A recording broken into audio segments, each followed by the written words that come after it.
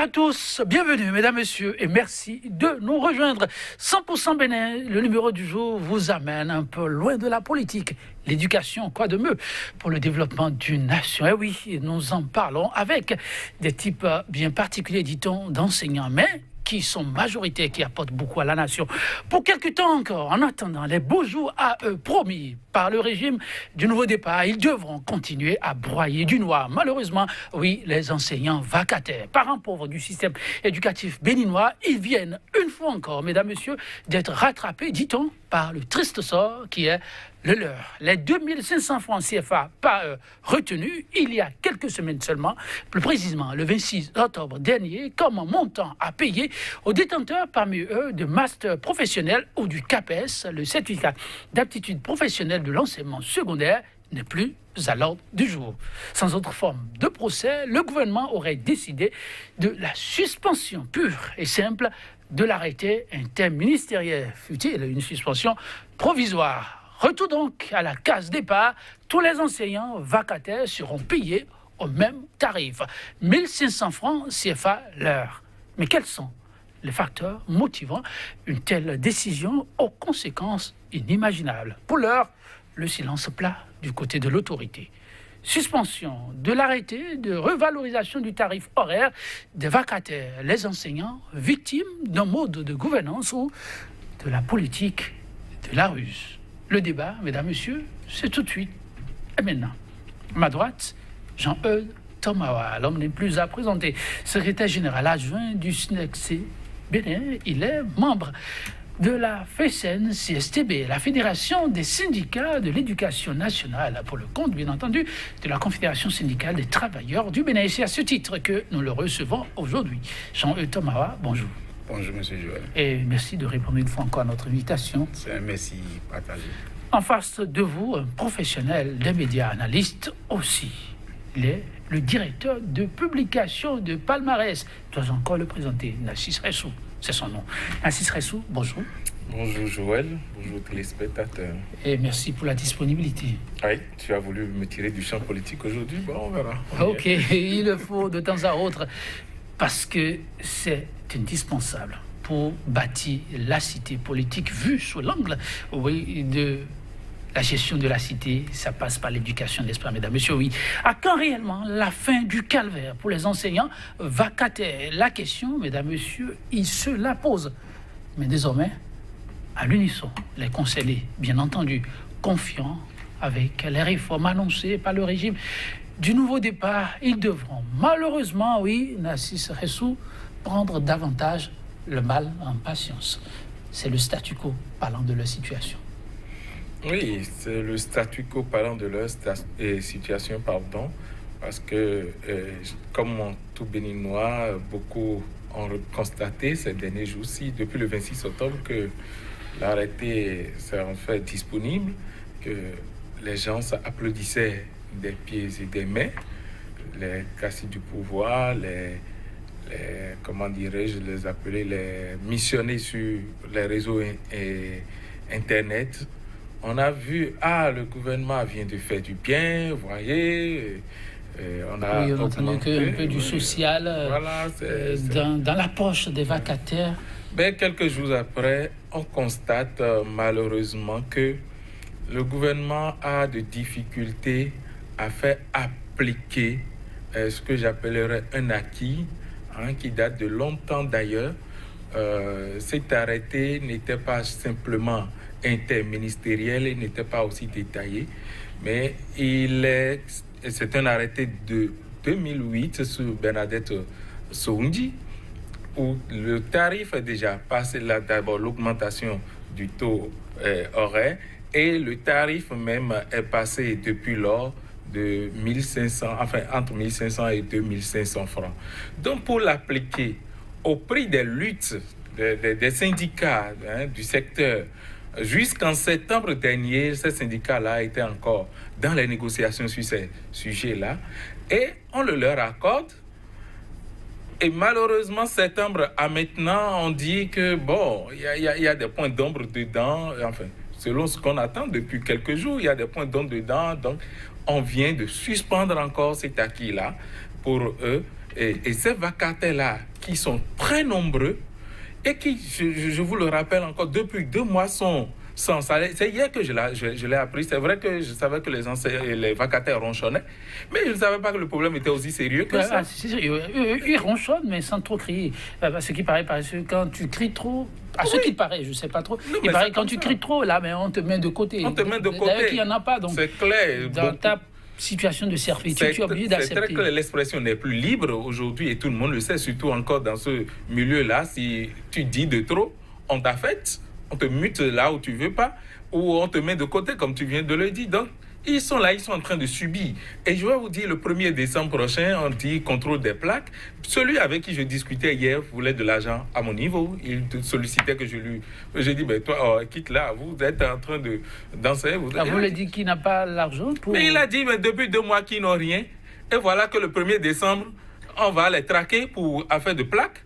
Et que lui n'attendait que ses sous pour pouvoir résoudre ce problème-là. Donc, il voulait que je lui prête. J'ai dit, mais je vais te prêter, mais tu sais, quand est-ce que tu vas me payer? Étant donné qu'on vient de suspendre même vos affaires-là, et je ne sais même pas quand est-ce que tu vas venir me payer. Ah oui, alors là, c'est malheureux. Il y a des problèmes, il y a de véritables problèmes. Et ils ne savent pas comment payer les loyers, ils ne savent pas comment nourrir leurs enfants. Et bientôt, on va les traquer, ils doivent garer les motos alors qu'ils doivent aller donner des cours. Il y a un véritable problème dans le pays. Et je me demande si ce n'est pas encore la ruse, puisqu'ils étaient en négociation en septembre dernier seulement sur ces points-là, on le leur accorde et quelques jours après la rentrée a démarré, tout va bien, on retire ça parce qu'on dit qu'il y a mal donne. Alors qu'on pourrait rapidement corriger ça et remettre l'arrêté encore en circulation. Si c'est réellement un problème de diplôme et de ceci et de cela qu'il faudrait équilibrer. Thomas, quand l'autorité dit mal donne, et vous qui avez l'habitude aussi des négociations, il faut comprendre, l'autorité n'a jamais dit que c'est un gain de perdu, mais une suspension temporaire. L'autorité qui a cru bon à un moment donné d'accéder ou de donner vie à ce qui existait depuis longtemps, comme le rappelait votre vis-à-vis, est-ce qu'il ne faut pas lui accorder le bénéfice du doute? Bon, si l'autorité avait communiqué sur les raisons même de la suspension, ceux qui doivent bénéficier de cela, c'est-à-dire les vacataires, ils sauront que d'ici peu, ça sera réglé. Il n'y a même pas une note de suspension qui est sortie pour dire que l'arrêté est suspendu. C'est un message qui est envoyé au chef d'établissement et aux directeurs départementaux pour dire de ne pas faire appliquer l'arrêté d'abord. Donc, de reprendre les états avec les 1500 francs. Comprenez, si l'arrêté est signé le 26 octobre, comprenez déjà que les 2 semaines de septembre sont déjà préparées, les états sont déjà préparés avec les 1500 francs.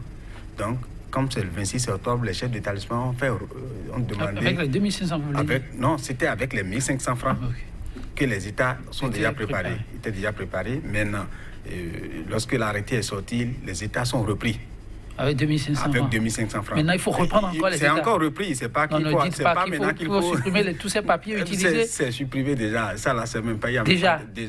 Donc, les chefs d'établissement sont tenus. On a appris que la note est sortie, que c'est à titre informatif, que ce n'est pas en même temps appliqué. Vous me dites que là, c'est déjà appliqué? C'est déjà appliqué. Les chefs d'établissement doivent reprendre. Sinon, comment payer les honoraires? Comment envoyer les états de services faits?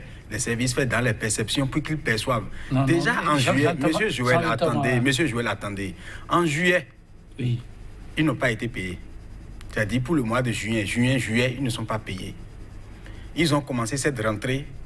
Certains ont commencé par me dire à partir d'hier là, que certains virements ont commencé par venir. Ça veut dire quoi? Si le type n'est pas payé depuis juillet, et qu'à la rentrée, les 2 semaines, il n'est pas encore payé, et on a fini octobre, il n'est pas encore payé. Nous allons vers la fin de novembre maintenant. Et l'arrêté, le ministre ne sait pas que ça là, c'est aussi urgent pour ce système éducatif là. Lui, est-ce que lui-même peut aller travailler quelque part, ou bien à la fin du mois, les 1 million ou bien les 8 millions là, il n'aille pas chercher eux-mêmes, ils pensent. C'est-à-dire quand vous donnez trop à quelqu'un, il ne sait pas que le souffre. Ceux-là, ils vont travailler. Et ils travaillent, ils sont sans salaire.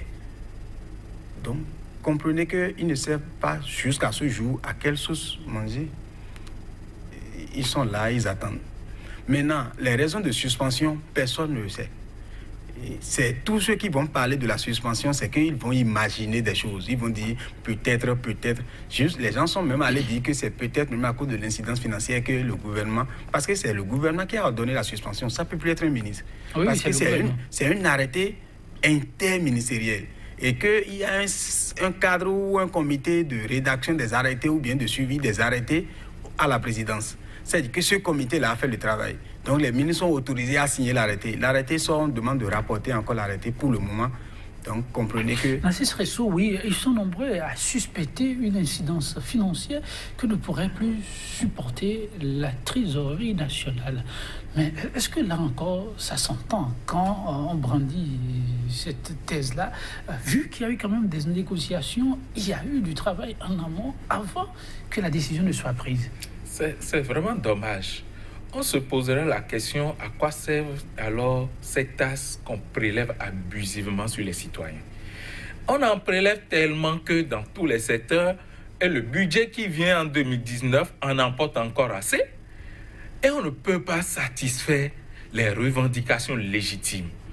Et on se pose la question... Vous trouvez ça la revendication légitime? Mais c'est légitime. Regardez depuis quand ces enseignants sont derrière cet arrêté ou bien cette revendication-là depuis 2008. Ils l'ont obtenu seulement que ce n'était pas interministériel, c'était un ministère. Donc, alors, il faudrait les incidences financières, la fonction publique. Maintenant, on l'a fait. On le fait et quelques semaines après, on rapporte. Compte tenu, ce n'est plus une supputation. Si ce n'est pas incidence financière, ce serait quoi? On est habitué avec ce gouvernement à faire tellement de rétropédalage. C'est-à-dire quoi? Les gens sont dit dans ce pays, ils sont trop vite allés dire gouvernement ventilateur. Je me demande aujourd'hui comment ils peuvent qualifier ce gouvernement-là. Si vous prenez les décisions qui se font prendre à vous n'allez pas qualifier cette décision de rétropédalage. Officiellement, on ne nous a pas dit que c'est rétropédalage. On a dit temporaire. Donc, on peut encore actionner la décision. Vous savez, on dit temporaire. Les concernés eux-mêmes soulèvent déjà, enfin, ceux qui jubilent qu'on ait rapporté l'arrêté, c'est parce que, bon, on ne peut pas payer tel autre à tel montant et payer tel autre à tel montant. Mais pour corriger ça là, est-ce qu'on a besoin de 2 jours, de 3 jours, d'une semaine, d'un mois? Si le gouvernement a constaté, malgré tout ce qui a été fait, vous voyez, c'est normal ce qui nous arrive dans ce pays. Quoi est-ce normal? Quand dans les ministères, les cadres sont là à tourner les pouces, et ce sont d'autres qu'on a ramenés, payés à des salaires faramineux, et on tourne les pouces, c'est des gens qui ne sont pas adaptés aux réalités de notre pays. C'est des gens qui prennent les décisions parce que, bon, comme l'a dit tout à l'heure mon vis-à-vis, c'est-à-dire quoi? Ils sont superbement payés, donc ils ne savent pas que les autres souffrent. Donc, s'ils sont venus de l'extérieur, ils sont superbement payés. Et ceux qui sont là, qui connaissent les réalités, les cadres, les gens disent que les cadres ont induit les ministres en erreur, ce sont les commentaires, puisqu'il n'y a pas de raison qui oui, ça va dans tous les sens possibles. On espère que l'autorité réagira. Mais comment ils auraient dû l'autorité en erreur alors qu'il y a un travail qui a été fait, alors qu'il y a eu plusieurs rencontres, il y a eu des négociations, ceci et cela. Et donc, pour corriger, si réellement, malgré la vigilance de tous, une erreur s'est glissée pour corriger et reprendre, 2 jours ne suffiraient pas. Pour corriger. S'il y a beaucoup de dynamisme, oui. Mais Jean-Louis Tomawa, il y a d'autres voix qui s'élèvent pour dire, mais ces enseignants aussi, avec le bruit qui se fait autour du rapportage, ou si vous voulez, de la suspension de cet arrêté qui pourrait se calmer, c'est seulement 1000 francs qu'on a ajouté. Ça compte beaucoup. Non, je rapporte les propos de Béninois qui pensent que les enseignants, en tout cas pour ce qu'on leur paie, même si ce n'est pas encore ça, et que ce n'est que 1000 francs qu'on rapporte. Ils veulent mettre la République sans dessous avec ces cris qui n'ont pas bien de partout. Ceux qui ont fait ce commentaire-là sont des pêcheurs. En quoi sont-ils des pêcheurs? Ils sont aussi des citoyens béninois. Non, oui, ils sont des citoyens. Ils ne souffrent pas. Bon, il a dit par exemple que lui, il paie chaque jour des taxes à l'État. Il se fait passer pour un commerçant. Oui. Il paie des taxes au quotidien. Il paie ses factures d'eau et d'électricité. Mais que ces enseignants, ils ont de la chance. C'est l'État qui leur paie de l'argent et l'État estime que, bon, 1000 francs est de trop et retire seulement 1000 francs. Et puis, ils crient aux toilettes de s'occuper de l'éducation de leurs enfants et pas autre chose. Ce qui me gêne un peu, c'est qu'on va déplacer momentanément la chose. Non, allez-y rapidement. Oui, c'est-à-dire on déplace momentanément et on revient encore dans le vif du sujet. Ceux qui ont fait ce commentaire disent qu'ils sont des pêcheurs et ils sont de gros pêcheurs. Ceux-là, je ne sais même pas si on doit les pardonner. Lorsqu'on travaille, on doit payer ses impôts. Et ses honoraires aussi payent des impôts parce que les salaires sont bancarisés. Une fois que c'est domicilié dans les banques, vous payez des tasses. Qu'en réalité, ceux qui ne trouvent pas 40 000 par mois, on ne doit pas lui prendre de tasses. Et celui qui dit qu'il paye ses impôts et tasses, c'est les impôts et tasses là qui font fonctionner le pays. Il doit même dire ce que je paye, l'utiliser bien, payer correctement ces enseignants-là pour que mes enfants reçoivent de bonne éducation.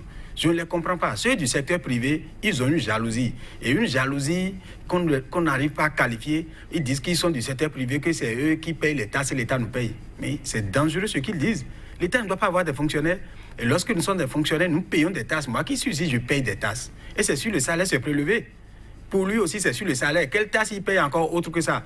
Pour les véhicules motorisés, là, les tasses payées, c'est tout le monde qui paye. Non? On dit que toi, tu as du public, tu ne payes pas. Donc, les enseignants sont dans le droit. Ils sont dans leur droit de réclamer. Et 1 000 francs l'heure, lorsque dans une semaine, tu as 9 heures, ça fait 9 000. D'abord, regardez, les gens sont payés à 1 500 l'heure. Lorsque vous regardez, le massif, c'est 54 000. Quelqu'un qui prend 54 000 le mois, c'est dérisoire. Il faut comprendre ça. Maintenant, il y a des jours chômés, il y a des devoirs surveillés. Pour les vacataires. Et donc, ça ne compte pas. Ça ne compte pas. Ils doivent se débrouiller. Oui. Lorsque le mardi, ils ont dit que c'est chômé payé, personne ne paye pour le vacataire. Chômé payé, le vacataire n'est pas payé. Non, il paraît que c'est appliqué pour tous. Non, c'est pas appliqué pour tous. On dit que le chômé payé ne compte pas pour le vacataire. Comment tu peux vaquer pour dire que c'est chômé là, tu es payé? Donc, c'est comprendre, les gens ont compris ça, c'est ne pas comptabilisé. Donc, quand vous voyez les virements, les gens prennent 4 800, 15 000 pour les virements. Donc, ce n'est pas extraordinaire. Ceux qui pensent que c'est 1 000 francs de retirer, c'est quoi? Ils disent qu'ils sont des pêcheurs, les gens en ont besoin. Ils ne savent pas. Avec votre intervention, j'imagine que le téléspectateur a compris. Voilà, les gens en ont besoin pour mieux vivre. Donc, c'est pourquoi, moi, je disais que d'autres voix s'élevaient, ils disaient que, bon, c'est parce que l'incidence financière n'était pas évaluée. Pour moi, je leur ai dit souvent que c'est évalué parce que le ministre des Finances a signé un arrêté qui relève le taux de vacation. Il a signé. C'est-à-dire que c'est... Il faut préciser pour nos téléspectateurs qu'il y a eu le ministre en charge de la fonction publique, le ministre en charge de l'enseignement secondaire et puis la gentille nationale. Donc, c'est bien évalué. Nous, lorsque nous analysons la suspension, les raisons sont ailleurs pour nous. Ah oui. Vous voyez les raisons à quel niveau? Oui. Par exemple, lorsque nous prenons l'article 7 de cet arrêté interministériel dit que pour l'enseignement secondaire général, dans un alinéa donné, les diplômes suivants sont acceptés. Il faut avoir le CAPES, le CAPET, le CAP EPS, le BAPES, le BAPET, ou il y a le CAPA EPS aussi, ou la licence, la maîtrise ou le master, lorsque c'est des diplômes spécifiques pour l'enseignement. Maintenant, dans l'article, je crois, il doit parler de l'article 24 qui parle de l'incidence financière. Cet article, maintenant, vient spécifier une licence professionnelle. Oui. Ce qui met, c'est-à-dire dans l'embarras, tous les chefs d'établissement. Parce que les licences professionnelles sont délivrées à foison dans nos universités publiques, dans nos universités privées aussi. Licence professionnelle en quoi? Ils ont mis seulement licence professionnelle. Donc, celui qui a fait sciences économiques de gestion, aujourd'hui à la FASEG, à l'université d'Abomey-Calavi, à la FASEG, ils délivrent des licences professionnelles. Et on dit que cette licence professionnelle est payée à 1 800 et la licence académique est payée à 1 500. Or, la licence académique, lorsque celui qui fait lettres modernes, celui qui fait maths physique, c'est-à-dire mathématiques pures, ce que nous appelons MP, c'est-à-dire celui qui fait mathématiques pures, a une licence académique en mathématiques, nous l'appelons, il vient corriger le bac. Ah bon? Oui, il est sollicité pour corriger le bac. Et celui-là, on le paye à 1 500. On va payer une licence professionnelle à 1 800, qui est de gestion, qui ne rime en rien avec l'enseignement. Voilà même sur cette piste, à l'entendre que vous évoluez sur d'autres pistes, je trouve toujours qu'il y a eu un travail au préalable. Comment se fait-il qu'on puisse trouver des mobiles comme ceux-là? Non, moi j'ai supposé que les gens l'ont glissé et les ministres ont signé. Parce que j'ai supposé. Comment ceci peut être possible? Oui, vous connaissez un peu le rouage de l'administration. Oui. À quel dessein? fait tout ça? Parce que peut-être ils ont des frères, des amis qui ont cette licence professionnelle-là et qui sont dans le métier actuellement. Je crois que le ministre lui-même de bonne foi ne peut pas mettre ça. Mais sur cette piste-là, et qu'on a dû officialiser une décision comme ça, il faut situer les responsabilités. Et là, que les têtes tombent, à supposer, parce que là, on n'a pas les données officielles. Il faut en parler. Le temps qu'officiellement, on nous situe. Oui, Narcisse Ressou. Non, moi, je pense que parce que si les têtes doivent tomber aussi, le ministre aussi est concerné. Il doit lire et comprendre ce qu'il signe. Ah, tout à fait. Avant de signer, il faut lire. Avant de signer, donc si on ne doit pas être tombé, c'est jusqu'à lui. Donc, moi, je pense que là, il faudrait simplement corriger et dans de meilleurs délais pour que la polémique puisse être... Ah, il y a eu difficulté ici. Comment on peut... Vous voyez, s'il y a un peu de considération même aux citoyens, aux enseignants, ce serait encore bien. Ah, il n'y en a pas eu? Non, mais quand même, vous donnez un avantage, vous rapportez, et vous ne communiquez même pas autour. Ah oui, il l'a souligné tout à l'heure. Pour des raisons telles, donnez-nous un tel délai pour... Non, on ne considère personne. Allez, ils ont pris leur décision là-bas, on s'en fout. Ils ont envoyé déjà au chef d'établissement, ils vont opérer. Donc les concernés, c'est quoi chacun polémique, chacun... Ce qui voudra dire si réellement, s'il n'y a pas d'autre intention, s'il n'y a pas une question d'incidence financière qui cache, c'est-à-dire on ne veut pas sortir de l'argent parce qu'on constate que là, ça va peser sur les caisses. Si ce n'est réellement pas ça, je pense que ça ne mérite pas cette cachotterie-là. Qu'on communique autour, qu'on dit qu'il y a erreur et on corrige dans de meilleurs délais et ça passe. Mais ça va ressembler à d'autres cas. Vous avez vu le cas au niveau des magistrats. On leur fait miroiter des avantages et puis après on se dit... oui, les magistrats, ils ont salivé ceux-là. Oui. Et après... on rapporte. Donc moi je pense que c'est le même jeu. Erreur glissée, d'accord, mais si c'est vraiment erreur glissée, c'est qu'on veut profiter de cette erreur-là encore pour feinter sa responsabilité. Et ça sans autant vouloir balayer de revers de main l'argumentaire de Narcisse, on sait que les enseignants, votre corporation, comptent beaucoup pour le chef de l'État et chaque jour, il n'a de cesse de le dire. Et on attend la concrétisation d'un certain nombre d'engagements. Mais là, à poser un acte comme celui-là, est-ce que cela ne relève pas plutôt de ce qu'on appelle la business-noiserie au sein de la corporation elle-même? Bon, je vais commencer par dire que le chef de l'État, c'est vrai qu'il a à cœur les enseignants. C'est pourquoi je le supplie de revoir rapidement cette situation-là pour que ceux qui vivent, ceux qui bénéficient de ce statut-là, ils sont importants pour le système, qu'ils commencent par en bénéficier et tout de suite. Parce que ils sont beaucoup, ces vacataires-là, quand vous regardez les statistiques, ça flambe. Parce que, par exemple, dans mon CEG, là où je suis, nous sommes 33 permanents, 33 agents de l'État, contre 274 vacataires. Regardez le nombre. Le nombre, pratiquement, c'est eux qui font le travail. Donc, je sais qu'il va revenir à de meilleurs sentiments et considérer que ceux-là, ils doivent les payer à la hauteur. Sinon, on doit revoir aussi beaucoup de choses sur cet arrêté-là. Mieux, je disais qu'il doit revenir rapidement parce que ce n'est pas seulement l'argent qu'il faut pour aller faire asphaltage, pour aller faire construire des hôtels, buildings, il faut rénover. Ce n'est pas seulement ça on a besoin. On a besoin aussi de l'éducation. Il faut éduquer le peuple. Il sait que tout l'argent ne doit pas déverser dans l'autre côté. Il doit envoyer aussi un peu dans l'éducation. Envoyer un peu dans l'éducation, c'est les enseignants, c'est cela? Oui, c'est les enseignants, c'est-à-dire les enseignants et aussi tout ce qui entoure. Parce que vous avez le problème de l'enseignement est beaucoup. Et dans tous ces problèmes-là, les enseignants aussi sont là. Et il faut les motiver pour qu'ils donnent le meilleur d'eux-mêmes. Une réaction ici qui appelle votre réaction, je vous le lis. Vos invités du jour, j'ai l'impression qu'ils tournent un peu autour du pot. Dites la vérité à ce peuple et vous retournerez, vous aurez aussi les bénéfices. Car ce qui se passe là, ce à quoi vous faites allusion, c'est presque du déjà vu. Et dans ce sens-là, c'est comme manquer d'égards à tout un peuple. Oui, Narcisse Ressou, est-ce que vraiment cette décision peut se permettre de dire que c'est du déjà vu, c'est un peuple qu'on est en train de tourner en rond? Bien sûr, c'est un peuple qu'on est en train de tourner en rond. Et avant de répondre à cette question, c'est-à-dire tout ceci s'organise, ces débats s'organisent afin On critique pour que ça s'améliore. On critique pour qu'il y ait un mieux-être. On n'est pas là pour jeter de la pierre, pour tout peindre en noir. Non, mais comme il y a déjà même d'ailleurs dans le pays beaucoup qui louangent, qui voient que ça va bien, il faut d'autres sons de cloche pour dire ce qui ne va pas. Et c'est dans ce sens que j'emprunte la même voix, ou bien je prends la même trompette que l'enseignant pour dire que le secteur de l'éducation, c'est un secteur sensible. On ne peut pas vouloir aller au développement et minimiser, ignorer le secteur de l'éducation comme ça. Et vous voyez, on dit tout à l'heure dans la revue qu'on a arrêté des gens pour pollution de l'environnement, mais ça s'apprend aussi. Vous n'apprenez pas ça à la maison, vous apprenez ça à l'école. L'éducation. Ce qui voudra dire sanctionner, d'accord, mais privilégier l'éducation. Quand vous apprenez à l'enfant à l'école qu'on ne doit pas salir ici, qu'on ne doit pas, il ne le fera pas. Parce que nous avons appris des choses avec le civisme et consorts que nous avons encore gardé jusqu'à aujourd'hui. Donc, pour dire, le secteur de l'éducation souffre au Bénin à tous les niveaux.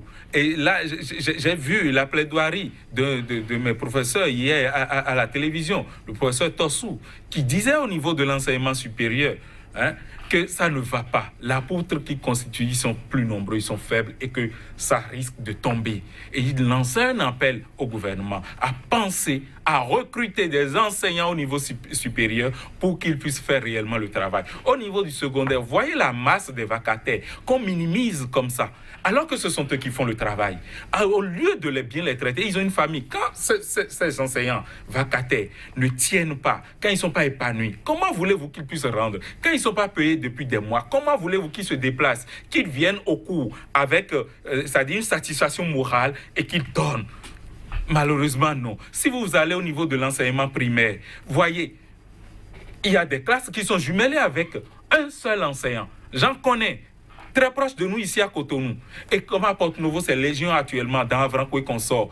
On jumelle des classes de plus de 100 élèves avec un seul enseignant. On jumelle le CM1, CM2, CE2. Oui, pour que l'enseignant puisse tenir, il va mais on veut quel résultat? Et c'est asphaltage, c'est musée, c'est... Non, mais quand même, soyez un peu sérieux. On fait ça pour qui? Le développement... Pour le peuple. Pourquoi vous dites pour qui? Mais le peuple qui souffre comme ça, le développement passe par le citoyen développé. On ne peut pas développer un pays sans développer son citoyen. Et c'est le citoyen développé qui fait le développement. Comment on invente le développement par magie? C'est pourquoi ça piétine. Et vous voyez là où on en est. Oui, vous n'avez pas répondu à ma question. Vous avez évoqué un pan non moins négligeable. Je reviens à ma question, mais je la pose d'abord à l'enseignant. Oui, Jean-Eudes Tomawa, cette décision ressemblerait-elle à toute autre décision déjà dans la République? Qui voudrait alors que des têtes tombent? Je ne peux pas prendre les autres décisions. C'est vrai que dans le secteur, le sous-secteur de l'enseignement secondaire, c'est vrai que nous avons déjà, le Premier ministre a déjà pris des décisions qu'il a encore rapportées et que d'autres décisions ne sont pas sorties jusqu'à présent. C'est vrai que nous sommes habitués à entendre ça. Vous êtes habitués à entendre ça là. C'est-à-dire, on prend une décision, bon, on dit, bon, il y a un problème quelque part, on rapporte la décision pour le moment. Ouais, par exemple, le port de kaki obligatoire, vous êtes là, puis on a rapporté ça, non. Or, c'est une chose très noble. Quelqu'un peut commander 10 conteneurs, il partage ça aux gens, ou bien il vend ça ailleurs. Le kaki est obligatoire pour qu'on distingue l'élève des autres. Donc, c'est une bonne décision, mais c'est rapporté pour le moment. À qui ça profite, nous ne le savons pas. C'est ainsi que ce n'est pas la seule, il y a d'autres décisions aussi qui sont rapportées. C'est pour vous dire que lorsque on parle, par exemple, du fonds de développement du sport, on peut parler aussi de ce fonds-là, comme nous constatons que l'État est en panne de moyens pour injecter dans le système éducatif. Créer aussi un fonds de développement de l'éducation. Là, les gens sauront que c'est patriotique. Ils viendront investir. Et c'est de la même façon. Mais lorsque l'éducation, il suffit de constater que la rentrée commence et tout le monde oublie. Ce ministère-là est végète là, puis c'est les projets, ils s'occupent des projets, ils font ceci jusqu'à la fin de l'année. Et c'est bon, les résultats sont là. Il faut analyser, les débats commencent, les enseignants n'ont pas le niveau, ils sont mal formés, ils sont ceci, il faut les évaluer. Mon ministre a dit qu'il va évaluer les vacataires à la rentrée, quand la rentrée va commencer. Il n'aura même pas le temps de les évaluer jusqu'en fin d'année. Les problèmes sont énormes. Ça là, c'est mineur. Comment on peut dire qu'on va évaluer un vacataire? Ça ne veut rien dire. Il faut revoir comment il faut le mettre performant, il faut le rendre performant. Comment tu peux utiliser nous avons besoin de combien d'enseignants, je ne sais pas, mais les vacataires occupent près de 80% de ce système-là. On va dire, mais trouver les moyens pour les sédentariser. C'est simple, il y a des choses que nous pouvons leur proposer. On ne peut pas dire que quelqu'un fait l'enseignement et qu'on va le payer 3 mois, 4 mois plus tard. On ne peut pas le mettre comme un prestataire. On ne peut pas prester ce service pédagogique-là. Il ne peut pas être prestataire. Il va faire quoi? Il va manger quoi? Et il va venir à l'école, il sera comment? Dans l'arrêté même, vous savez ce qu'on lui a mis? Qu'il doit s'habiller décemment. On a mis ça dans l'arrêté. Oui, dans les droits et les obligations. Oui, mais il paraît qu'il y a un fonds pour ça, qui a été dédié pour les vacataires. Ce qu'il paraît. 10 ans. Les informations 10 ans. Pas bien. Ceux qui sont permanents, on leur donne 12 000 ou bien 15 000 ou bien 16 000 pour s'habiller de façon annuelle. Or, pour payer... 16 000 l'année. Or, pour payer une chaussure, lorsque tu vois même le baba de Bégamela, je crois que les 16 000 sont partis en fumée, mais c'est la même chaussure qu'on peut porter toute l'année. Bon, l'année prochaine, tu prends autre chose, je comprends. Donc, les vacataires n'en auront jamais. Et je prends même les formations que nous faisons. Tout au moins la journée pédagogique, la journée de réflexion. Ceux-là veulent commencer la rentrée avec nous. Et la journée de réflexion, on ne les invite pas. Même s'ils sont invités, on va dire si ceux qui veulent n'ont qu'à venir. Ils ne participent pas aux journées de réflexion? Non, ils vont réfléchir sur quoi? Parce qu'ils ne veulent pas être payés. Ils ne seront pas payés. Et les permanents, quand nous venons, on nous donne 25 000 pour cette journée-là. Mais ceux-là, même si on leur donnait 10 000, ils seront massivement présents. Donc, mais ça compte, non? Pour le résultat qu'on veut avoir. Oui, ça compte pour le résultat. Parce que nous avons besoin de cette journée pédagogique-là pour bien commencer la rentrée. Mais ceux-là n'en ont pas besoin. Or, c'est eux qui font le gros lot. Je n'ai que 3 classes. Sur 74 groupes pédagogiques d'un CEG, je n'ai que 3. Le reste, là, qui sont ceux qui vont garder ça? On assiste vraiment, les problèmes sont monstres au niveau du secteur, mais qui paraît stratégique pour atteindre le développement inclusif. Car vous l'avez souligné tout à l'heure, si on veut aller loin, il faut y penser. Et l'enseignant fait encore des propositions formidables. Il dit fonds pour l'éducation, si on a pu en trouver pour le sport. C'est-à-dire, on laisse le véritable problème de développement. Et on veut nous faire miroiter, on veut nous faire briller des choses, alors que nous n'allons jamais bouger si on n'attaque pas les véritables problèmes de la cité. Et c'est ça. Vous voyez, avec toute cette démonstration, aujourd'hui, est-ce qu'on a réellement pensé au développement du Bénin? Ou bien on est venu faire du spectacle, c'est-à-dire de l'extravagance. Non, on ne va pas le dire comme ça, parce qu'il y a quand même... Vous avez vu un plan de... ce qu'on appelle plan de développement ailleurs. Ici, nous avons comme feuille de route le programme d'action du gouvernement. Même si hier, on a trouvé que c'est trop ambitieux, mais on a senti qu'il y a eu de la réflexion, peut-être pas bien potassée, mais il y a eu de la réflexion. Donc, on ne pourra pas parler de spectacle. Maintenant, il faut ajuster. Il faut ajuster quand aujourd'hui, vous voyez la politisation à outrance. Quand aujourd'hui... Il y a encore politisation à outrance? Oh là là! À quel niveau? Eh bien, à tous les niveaux. Vous savez que tout dernièrement, on a voulu évaluer, on en a fait même, on a fait du débat ici. On a voulu évaluer les enseignants. Et ils ont été. Et puis les résultats sont sortis. Mais pourquoi on a annulé? Pourquoi on a voulu reprendre? Pourquoi les enseignants ont déserté? Quand vous commencez par trouver réponse à ces questions, vous voyez que réellement la bonne foi qu'on doit faire à ceux qui nous dirigent, ça grince à des endroits donnés. C'est-à-dire, on ne peut leur donner communion sans confession. Ah, puisque c'est à des endroits donnés, est-ce que ce n'est pas déjà heureux qu'on tape dans la fourmilière? Mais c'est normal, mais que cela soit sincère et qu'on puisse sentir réellement qu'on veut résoudre des problèmes ou bien non, qu'on veut faire de la politique avec de la ruse. Et tout ça, tout le monde le sait. Tout le monde le sait. Et puis, observez un peu, secteur par secteur, là où nous en sommes. Oui.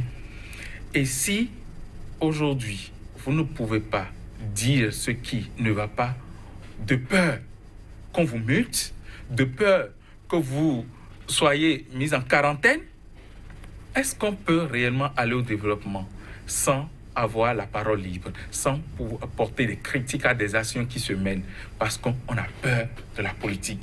Ah, si je dis ça, le chef qui est là-bas, ça n'irait pas. Ah, si je fais ça, si je dis ça. Et on est dans si je dis ça. Vous voyez comment ça va. Donc vous demandez une fois encore au chef de libérer la parole.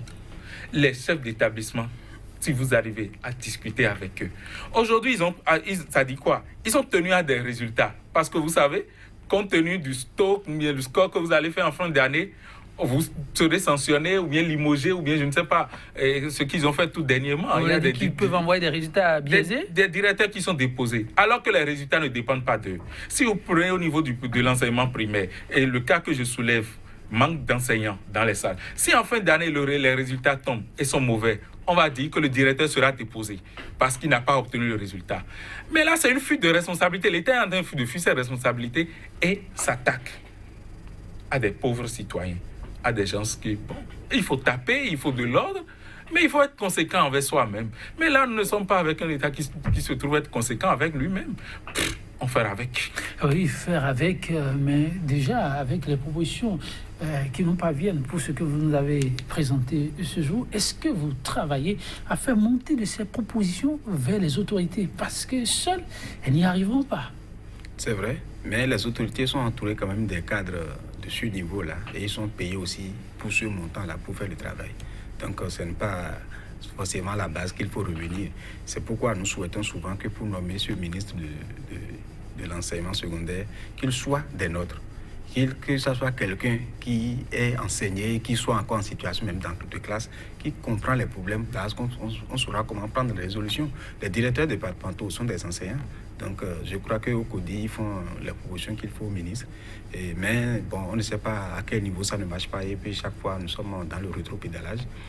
C'est pas grave, mais je crois que c'est le système éducatif qui en souffre et qui en souffre énormément. Et là où nous sommes, le ministre peut proposer au Conseil des ministres déjà des dispositions pour qu'on l'aide à régler ça. On ne peut pas dire qu'on va faire des états de paiement des vacataires et qu'on envoie les états dans les perceptions envoient ça au trésor, c'est le trésor qui va positionner. Ça fera des mois. Ça là, c'est clair. Qu'on revienne à l'ancien système que les perceptions payent. Les cellules de contrôle de finance, de contrôle de gestion, bien l'IGM, ils font quoi? Ils sont payés, non? Ils n'ont qu'à sortir pour aller contrôler si les gens font correctement les états ou bien s'ils payent abusivement certains. Et quand ils contrôlent celui qui est le responsable en charge, les têtes vont tomber. Là, le vacataire est sûr qu'à la fin du mois, il va percevoir. Nous, en notre temps, on n'était pas aussi nombreux. J'ai été vacataire avant d'être agent de l'État. On n'était pas aussi nombreux, mais en notre temps, on donnait de la voix, les gens nous entendaient. Il suffit qu'on vienne un jour et qu'on s'assoie tous sur la cour pour dire qu'on ne travaille pas. Même le chef d'établissement, à un moment donné, dit « Je vous fais une avance dans ma caisse. Lorsque la personne va vous payer, il faut venir payer. » Mais ça, c'est du vieux temps. C'est non plus aujourd'hui, le chef d'établissement ne peut plus dire ça. Mais venez, il faut que les vacataires viennent seulement s'asseoir sous l'arbre pour dire qu'ils ne vont pas en ça parce qu'ils n'ont pas de salaire. Vous allez voir comment on va les payer. Qu'on revoie la chose et que qu'on n'aille pas à ces extrémités avant que les gens ne prennent leurs responsabilités en main. Donc c'est pourquoi nous disons que le ministre doit revoir rapidement ce principe-là pour que les honoraires... Et il y a d'autres choses qu'on doit mettre aussi dans l'arrêté pour que cet arrêté soit viable, pour que cet arrêté soit quand même appliqué à des humains. Parce qu'il y a des dysfonctionnements dedans qui ne vont pas trop. Dysfonctionnement, décision à revoir et pour améliorer au-delà de tout, n'est-ce pas heureux de savoir qu'on a aussi des autorités à l'écoute pour que ce qui est fait aujourd'hui et qui n'est pas bien fait puisse être mieux fait demain. Oui, c'est notre seul souhait et c'est ce pourquoi nous évertuons à nous mettre dans cet exercice, même mal vu, on le dira, jusqu'en son temps. S'ils nous permettent encore de le dire, on le dira. Parce qu'à l'allure où nous allons, c'est de ne plus rien dire au pays. Mais on s'efforcera de le dire toujours. Parce que si réellement... J'ai vu, quand ils ont rapporté l'arrêté, j'ai lu, j'ai entendu par endroits, les gens disent, voilà, ils sont humbles. Et oui, ils sont humbles. Ils ont vu qu'il y a erreur. Ils n'ont pas attendu. Ils ont rapporté pour corriger. Bon, d'accord. Mettons ça sous le coup de l'humilité. Qui voudra que, dans un meilleur délai, qu'ils reviennent réellement dire que nous avons entendu, nous avons compris et nous avons corrigé et bénéficier de ce dont vous pouvez bénéficier. Parce qu'eux ne peuvent pas être sous climatisation très à l'aise dans un même pays et avoir leurs jeunes frères à ce niveau-là. et les minimiser. Moi, j'appelle ça les minimiser. C'est vrai, l'État n'a pas de ressources, d'accord. On est que sur le régime fiscal uniquement, d'accord. Mais quand vous pompez le citoyen de la sorte, quand vous le pompez, il doit payer des taxes par-ci, des taxes par-là. Et le retour, il ne trouve pas. Quand vous lui promettez, combien de salles de classe on offre actuellement pour de meilleures conditions d'études? Depuis qu'ils sont là, on crée les tasses. Moi, je me demande, en effectif, combien de salles de classe a pu pousser de terre ou bien poussera de terre pour demain. Donc, quand il n'y a pas le retour, on pompe les tasses par ici, on presse, et le citoyen ou bien l'enseignant ne se retrouve pas dans de meilleures conditions. Il ne se pourra pas dire que bon, vous êtes en train de faire un travail que vous le pensez à lui. Donc, ceux-là qui nous dirigent, qui peuvent être des aînés à ces enseignants, à ces jeunes vacataires, des gens qui se sont retrouvés en situation d'enseignement parce que l'éventail n'est pas large pour la professionnalisation. Donc, quand ils se sont retrouvés dedans, et se retrouvant dedans, ils apportent le nécessaire parce que l'État, jusque-là, n'arrive pas seul à faire face. Mais considérez-les, apportez-leur ce que vous devez leur apporter. Les gens que vous payez à 16 millions ou bien à 8 millions, qu'ils puissent revoir. Mais c'est ça l'État. Quand ça ne va pas, quand à un niveau donné ça ne va pas, on fait une redistribution. C'est pourquoi j'aime l'autre. Sincèrement, la prospérité partagée. Il faut que la prospérité soit partagée, que ça ne soit pas seulement aux uns et que les autres soient des esclaves. Parce que c'est à ça qu'on nous conduit. Est-ce que vous n'utilisez pas des mots trop forts? Ce n'est pas trop fort. Vous savez, dans mon pays, le droit de grève est limité à 2 jours. Et on peut révoquer le travailleur, et il lui suffit de lui payer 3 mois de salaire ou bien 9 mois, s'il a fait 10 ans au moins. Mais vous appelez ça quoi? Et c'est ça qui amène que, malgré que ça ne va pas, les gens n'arrivent pas à revendiquer. Parce que moi, je m'étonne avec ce qui se passe dans le secteur. On a tout muselé, on a tout fermé. Il n'y a plus de mouvement, c'est ça. Donc, quand je dis esclavage, le capitalisme sévère, c'est de l'esclavage, Joël. L'option du Bénin n'est pas, c'est là en tout cas officiellement pas. Oui, Jean-Eudes Tomawa, l'année tire à sa fin. Vous l'entrevoyez quand même sous de ressorts suisses pour la corporation, n'est-ce pas? Je crois que cette année, nous l'avons fini. Il y aura d'autres que nous allons entamer encore et plusieurs de suite. Ce qui est clair, le système, les gens ne vont pas l'améliorer. Nous allons connaître des gens ou des chefs d'État qui auront de goût pour l'enseignement et non le goût. Pourquoi vous conjuguez les choses déjà dans le futur? Il y a un chef qui est actuellement en exercice et vous dites vous aurez des chefs d'État qui auront du goût pour l'enseignement. Oui, vous savez que nous ne sommes pas... Tout est perdu? Nous ne sommes pas au Maroc, non. Est-ce que c'est un roi qui dirige le pays? Donc ça dit que tu as un mandat qui finit, non. Lui-même a dit qu'il fait 5 ans. Maintenant, par après, nous avons entendu qu'il dit que j'aviserai. Bon, ce qui est clair, c'est un vote qui élu le chef d'État. Il sait ça parce qu'il est venu par un vote. S'il est reconduit, bienvenue. Mais je sais qu'après 2 mandats, il va partir. À moins qu'on ne tombe dans les systèmes où le mandat est limité. Sinon, il fait 2 mandats après, il va partir. D'autres viendront. Les gens ont commencé par faire pour ce système éducatif avant lui. Et c'est sous lui que les enseignants ont été le plus martyrisés.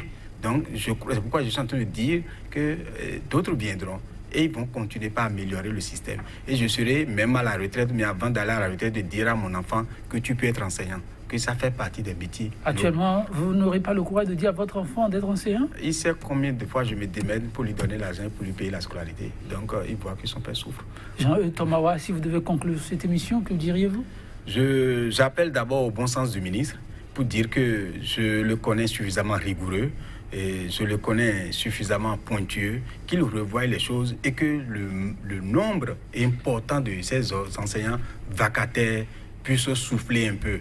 Et que le système de bancarisation, c'est un système qui a déjà montré ses limites. Lui-même, les gens, si je ne dirais pas lui-même, je sais que des gens sont des promoteurs d'établissements et les gens en connaissent, et que si ceux qui travaillent chez eux dans le privé, si le privé donne ses résultats, si c'est 3 mois, 4 mois après qu'on les paye, ces résultats, les privés ne donneront pas. Nous n'avons pas d'enseignants. Ceux qui sont occasionnels dedans, il faut les payer. Et que le président écoute le ministre de l'Éducation. Merci à vous, Jean-Eudes Tomawa. Nassis Hessou. Oui, je me rappelle que ce sera directement au chef de l'État. Je sais que, comme on le dit, l'enfer est pavé de bonnes intentions parfois. C'est-à-dire, je me rappelle dans la période électorale, le rapport qu'il a eu, l'échange qu'il a eu avec le monde éducatif, les enseignants, la promesse. Il est allé même à dire, mais ça, ce ne sont pas des avantages, je vais faire 3 fois de cela. Je voudrais qu'il soit sincère une fois vis-à-vis de ce corps-là, de cette corporation-là, et qu'il puisse savoir que un pays, c'est l'éducation. Merci à vous, un pays, c'est l'éducation. Merci également à vous, Jean-Eudes Thomas, chers téléspectateurs.